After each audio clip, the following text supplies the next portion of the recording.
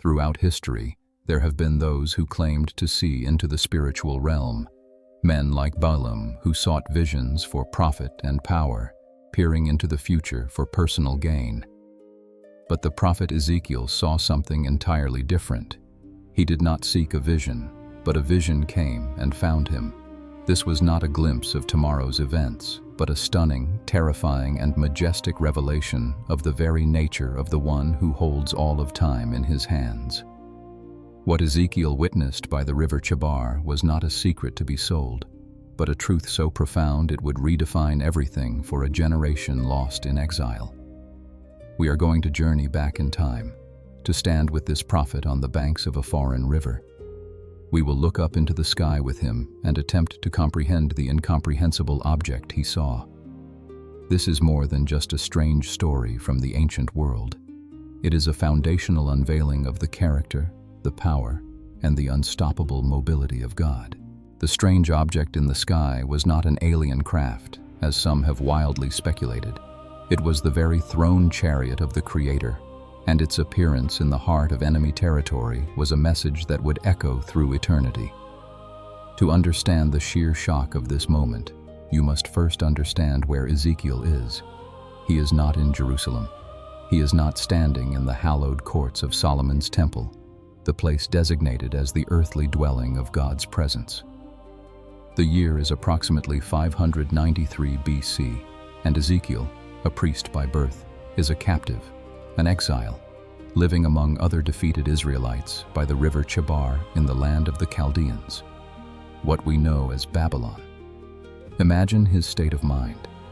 His nation had been conquered. His king had been captured. The best and brightest of his generation had been forcibly deported to the heart of the pagan empire that crushed them. For a priest like Ezekiel, this was more than a political catastrophe. It was a theological crisis of the highest order. The central belief of his faith was that the glory of the Lord dwelt in the temple in Jerusalem, specifically in the Holy of Holies. Yet, here he was, hundreds of miles away, in a land filled with foreign gods and towering ziggurats dedicated to Marduk. The question that must have haunted every waking moment for the exiles was a terrifying one. Had they been cut off from their God? Was God still in Jerusalem, confined to a now desecrated temple, while his people were abandoned in a foreign land? Or worse, was their God simply weaker than the gods of Babylon? This is the backdrop of despair. It is the 5th day of the 4th month, in the 30th year of his life. The very year he would have begun his official service as a priest in the temple, had the temple and his freedom not been stripped away. It is here, in this place of profound loss and spiritual darkness, that the scripture says, "The heavens were opened, and I saw visions of God." This is not a man seeking a spiritual high. This is a desperate man being interrupted by heaven itself. The vision does not begin gently. It starts with a storm. Ezekiel looks to the north and sees a great cloud, a whirlwind, coming toward him. This is not an ordinary storm cloud. It is a mass of incandescent energy, a brilliant, self-contained tempest with brightness was all around it, and fire flashing forth continually. At the very center of this flashing fire, he sees something that he can only describe as gleaming metal. Think about this imagery. A storm from the north was often associated with an invading army, a harbinger of judgment. But this storm is different. It carries not just power, but a holy, radiant light. The fire is not a fire of chaotic destruction, but a controlled, impossibly bright energy source. This is the overture to the vision, a divine announcement that something of immense power and significance is approaching. Then, from the very heart of that fiery, gleaming cloud, 4 living creatures emerge. The prophet struggles to describe them, for they are unlike anything on earth. He says they have a human likeness, but that is where the familiarity ends. Each of these 4 beings has 4 faces and 4 wings. This is not a monstrous combination, but a symbolic masterpiece, a living mosaic of all creation. Let us break down what he sees. The 4 faces are those of a man, a lion, an ox, and an eagle. Why these 4? For centuries, theologians have seen these as representing the pinnacle of creation. The man represents intelligence and dominion. The lion is the king of the wild beasts, symbolizing majesty and strength. The ox is the strongest of the domesticated animals, representing service and endurance. The eagle is the king of the birds, symbolizing sovereignty and speed, the ability to see things from a heavenly perspective. These are not four separate beings, but one being with four aspects. Each creature possesses the fullness of these characteristics.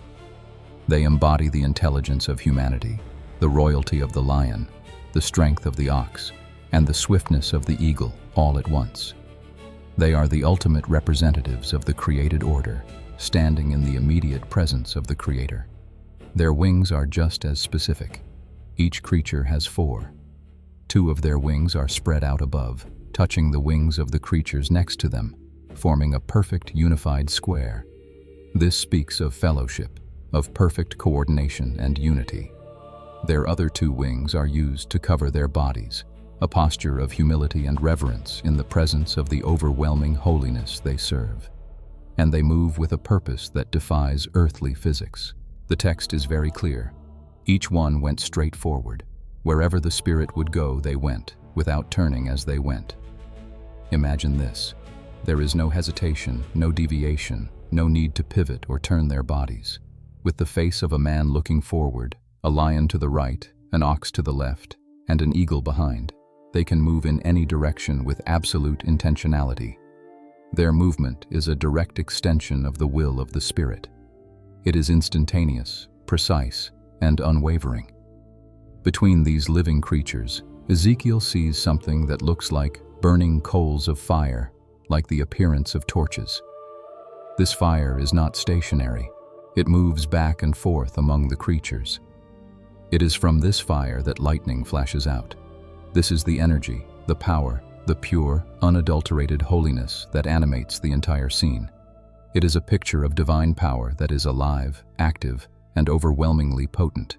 Now, as Ezekiel is trying to process the sight of these four magnificent beings, his gaze is drawn downward to the earth beside them.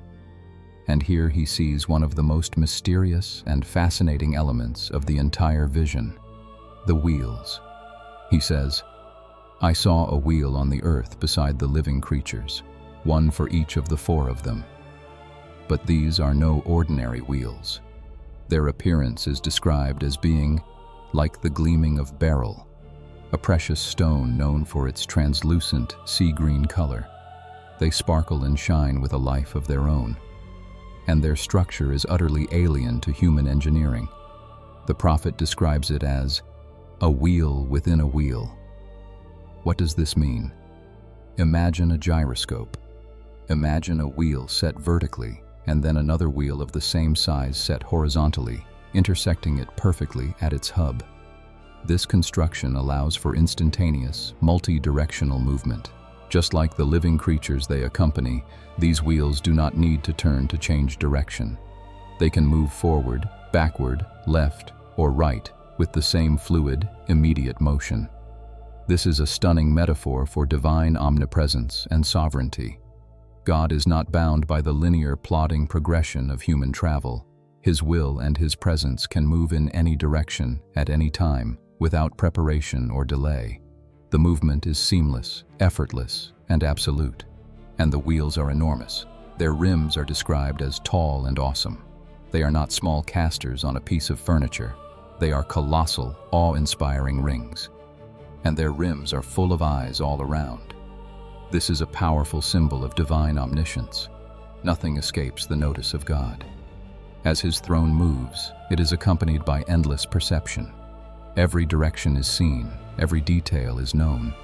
There are no blind spots.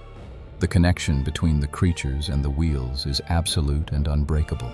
The text states it plainly. When the living creatures moved, the wheels moved beside them.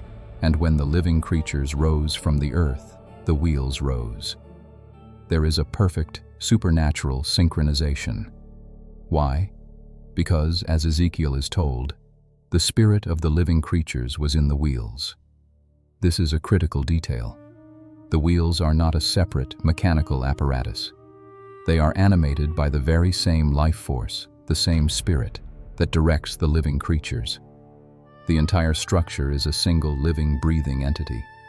The creatures are the heart, the wheels are the feet, and the spirit is the animating will that moves them all as one.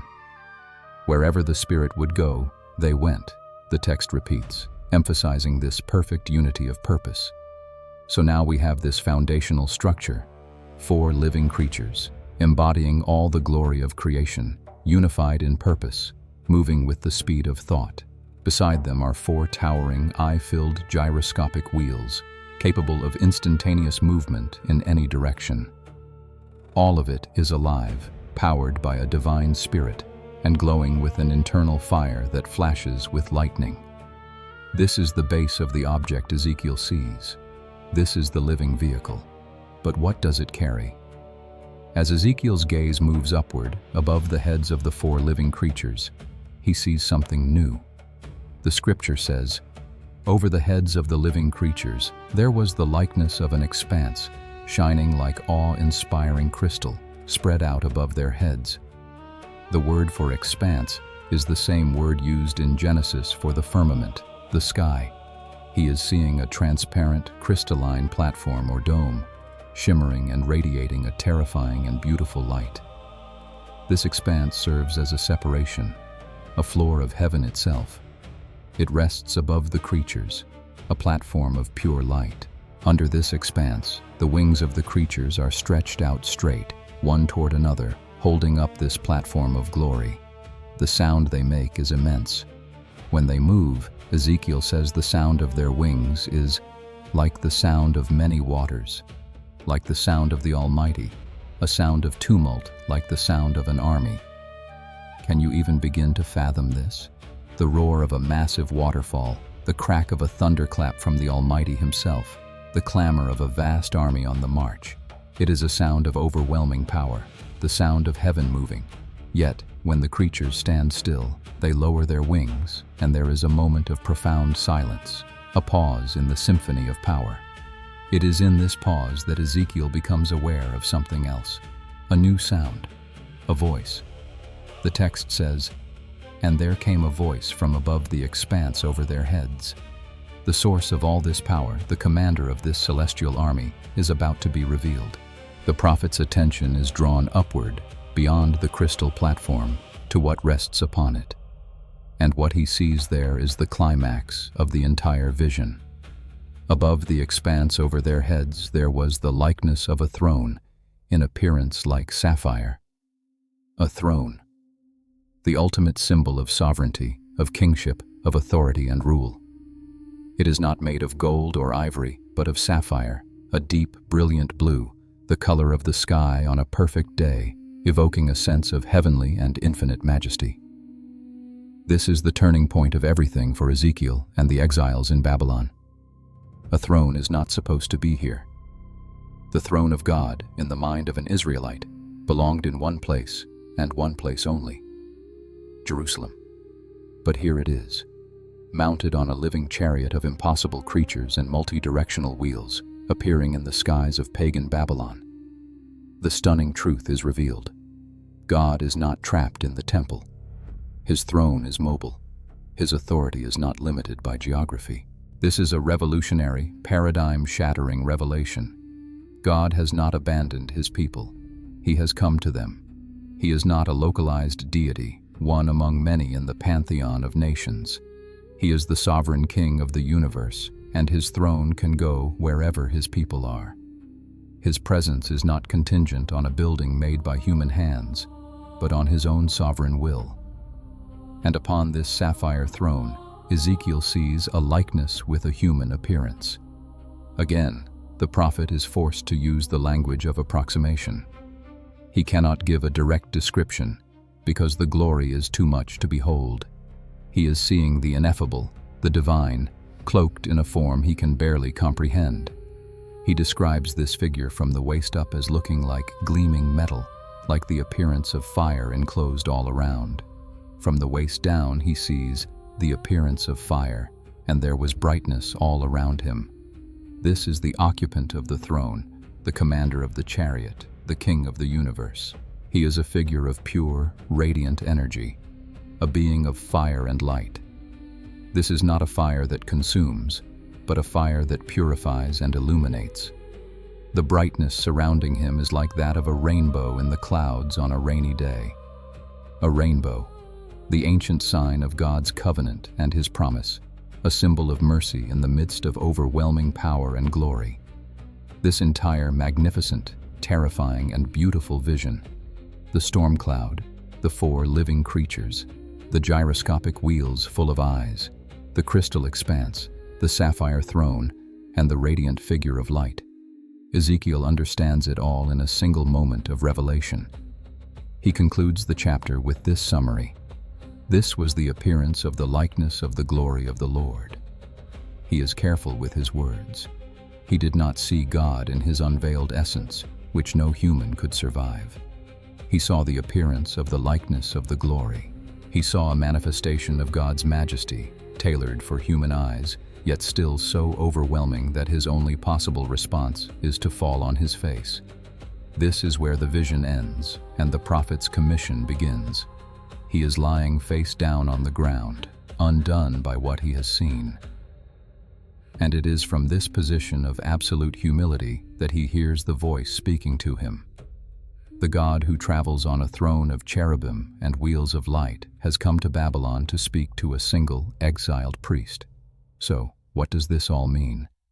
Why this specific, complex, and strange vision? It is not just a display of power for its own sake. Every single detail is a message, a divine counter-narrative to the despair of the exiles. They believed they were abandoned, but the vision declares that God is present with them. The throne is not stationary, it is mobile. God has not been defeated. He has sovereignly come to the place of their captivity. They believed their world had spun into chaos, but the vision shows a universe under perfect divine control. The creatures and wheels move with instant, unwavering precision, guided by a single spirit. There are no accidents, no deviations from the plan. The God of Israel is in complete command, even in the heart of the Babylonian Empire. They may have felt that God was blind to their situation, but the vision shows wheels full of eyes. God is omniscient. He sees everything, everywhere, all at once. Not a single tear of an exile falls unnoticed. Not a single prayer goes unheard. His gaze is constant and comprehensive. They were surrounded by the intimidating and grotesque idols of Babylon, multi-headed beasts carved from stone. But this vision shows the reality that those idols imitate in a twisted way. The living creatures are not a chaotic mixture of animal parts, but a perfect synthesis of all creation's glory, serving its creator in perfect harmony. They are alive, powerful, and holy. The very structure of the vision communicates a profound theological truth. The throne is at the top, the seat of ultimate authority and will. Below the throne is the crystal expanse, a separating barrier of holiness. Below that are the four living creatures, the highest order of created beings, who execute that will. And connected to them are the wheels, which touch the earth. This is a picture of how God's will in heaven is perfectly and instantly carried out on earth. It is a chain of command that is flawless and immediate. This vision functions as the foundation for the rest of the book of Ezekiel. Before God gives his prophet a message of judgment for Israel's past and a message of hope for its future, he first gives him a revelation of who he is. The messenger must first be overwhelmed by the majesty of the one who sends him. He has to know that the words he is about to speak come from this king on the sapphire throne, the one who commands the cherubim and moves on wheels of beryl. Let us pause and consider the sheer audacity of this revelation. In the ancient world, gods were territorial. The god of Moab was powerful in Moab. The god of Egypt was powerful in Egypt. To be taken from your land was to be taken from the sphere of your god's influence. The Babylonians believed their victory was proof that their gods were superior to the God of Israel. This vision annihilates that entire worldview. It proclaims that the God of Israel is not the God of a single hill in Jerusalem. He is the God of the entire earth and the entire cosmos. His throne is not a piece of furniture in a temple. It is a celestial vehicle of infinite speed and power. He is not bound to a location. Location is subject to him. He can manifest his glorious presence just as easily on the banks of the Chebar as he can in the courts of the temple. This truth is the bedrock of hope for the exiles. Their God is with them. He has not forgotten them. In fact, his royal court has come to visit them in their lowest moment. The king has entered the prison camp. This is not a God who reigns from a safe distance, but one who moves his throne into the heart of his people's struggle. He is a God on the move. The implications of this extend far beyond Ezekiel's time. The imagery of the four living creatures echoes throughout the scriptures. We see them again in the book of Revelation, surrounding the throne of God in the final age, continually giving glory and honor and thanks to him who sits on the throne. They are a permanent fixture of the heavenly court, the eternal honor guard of the king. The concept of God's mobile presence, of a God who is not confined to a building, becomes a central theme of faith. It lays the groundwork for a future understanding where the presence of God would dwell not in a temple of stone, but within the hearts of his people through his Spirit. The chariot throne of Ezekiel is a physical manifestation of a spiritual truth. Where can I go from your spirit? Where can I flee from your presence? If I go up to the heavens, you are there. If I make my bed in the depths, you are there. The vision also serves as a terrifying warning. If the throne of God can leave its place in Jerusalem to appear in Babylon, it signifies that the glory of the Lord is not irrevocably tied to the physical temple. Later in the book, Ezekiel will see in another vision this very same chariot throne departing from the temple in Jerusalem because of the people's idolatry. The presence of God is not a national entitlement. It is a holy reality that will not abide in a place of deep-seated rebellion. The mobility of the throne means God can come, but it also means he can leave. Let's bring this back to the strange object itself. The intricate detail, the seemingly bizarre combination of elements, faces, wings, wheels, eyes, fire, crystal. It all works together to create an impression. It is meant to be overwhelming. It is designed to shatter human pride and preconceptions about God. We tend to create a God in our own image, a God who is manageable, predictable, and fits within our theological boxes. Ezekiel's vision shatters all those boxes. It presents a God who is transcendent, otherworldly, and infinitely more complex and glorious than we can imagine. He is a God of perfect order and lightning-fast execution. He is a God of all-seeing awareness and unstoppable purpose. The vision is a corrective lens, forcing us to see God not as we wish him to be, but as he reveals himself to be. Awesome, majestic, and in total control. Imagine you are Ezekiel. One moment, you are sitting by a canal, mourning your lost life, your lost nation, your lost purpose. The next, the sky is torn open and the control room of the universe appears before your eyes. The sound is deafening, the light is blinding, the reality of it is crushing. It is in this context that God will call him to be a prophet. What could he possibly fear after seeing this? If he has to deliver an unpopular message to a rebellious people, what are their angry faces compared to the four faces of the cherubim? What is their political power compared to the sapphire throne? What are their threats compared to the sound of the Almighty that still rings in his ears? The vision is not just a message for the people. It is a permanent commissioning and empowering for the prophet himself. It recalibrates his entire sense of reality. The greatest power on earth is not the Babylonian Empire. The greatest reality is not the fact of their exile. The greatest truth is the one who sits on the throne. This is the truth that Ezekiel is to carry for the rest of his life. His entire ministry will be built upon the foundation of what he saw that day by the river. Now, how does this ancient, strange vision speak to us today? We may not be literal exiles in Babylon, but many people feel a sense of spiritual exile.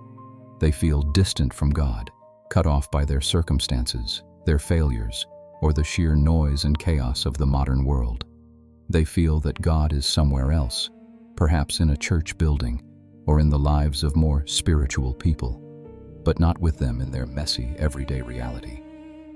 Ezekiel's vision is a thunderous declaration that there is no place you can go where the throne of God cannot reach. That mobile, all-seeing, all-powerful presence is not confined to sacred spaces. It can show up in your office. It can appear in your hospital room. It can meet you in your moment of deepest despair, by the river of your own personal Babylon. The message is the same. God is with you. He is not a distant, static deity.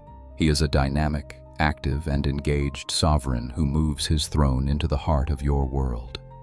The wheels of his purpose are turning, even when all you see is the stagnation of your circumstances. The eyes on those wheels see your situation with perfect clarity, even when you feel invisible and forgotten. The world may seem to be careening out of control, a whirlwind of chaos. But the vision shows us that at the center of the whirlwind is the brilliant, steady light of God's presence. Within the storm of history, there is a throne, and it is not empty. The Spirit is directing all things with unwavering and straightforward purpose. Nothing is random. Nothing is accidental. The King is in command. This vision invites us to the same response as Ezekiel, to fall on our faces in humility and awe. It calls us to abandon our small, manageable concepts of God and to embrace the reality of His infinite majesty. It is a call to recognize that the God we serve is more powerful, more intelligent, more magnificent, and more present than we could ever hope to comprehend. When your life feels directionless, remember the creatures and the wheels that move with the perfect, undeviating purpose of the Spirit.